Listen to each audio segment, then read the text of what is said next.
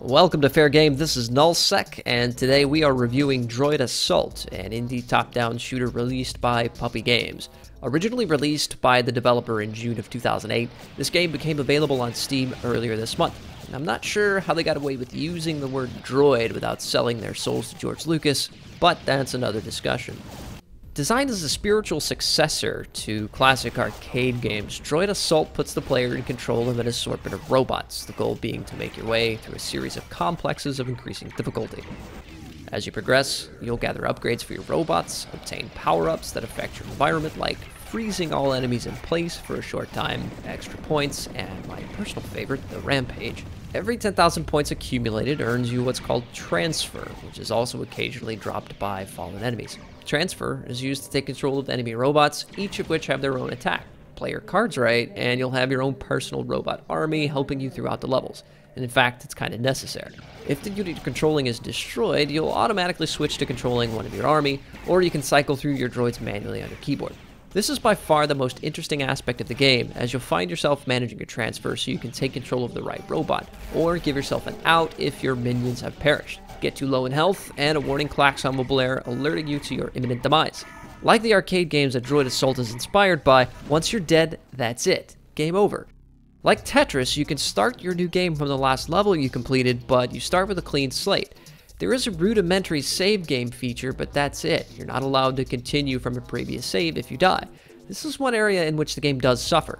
Choosing which enemy units you control is by far the most interesting aspect of the game, and it keeps it from becoming just another top-down shooter. Your bots also have a light and a targeting radius which limits your visibility. There's an element of strategy here, so you really do have to pay attention. Upon first impression, I was surprised by the lack of graphical options in the game, meaning there really aren't many. Suppose that it really isn't entirely necessary. Given the age of the game, most people shouldn't really have a problem running the game without adjustment. The game looks fair enough, but the animation and effects aren't really all that complex. All that said, it looks a bit dated, but that doesn't really distract from the gameplay at all. As for the music, it's decent enough. It's the kind of electronic music you'd expect from such a title. I mean, it's fairly good, but I still prefer to mute it and put on my own personal brand of awesomeness. I found that the controls for Droid Assault felt just a bit spongy, as in there's a tiny bit of mouse delay.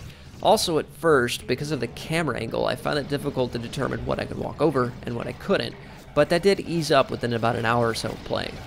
Once you get used to the controls, controlling your units does feel intuitive, and most importantly, it's fun.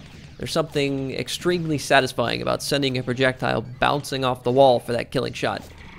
Droid Assault definitely does have replay value, but I feel this could be greatly improved by the addition of randomly generated maps, or even custom maps generated by players.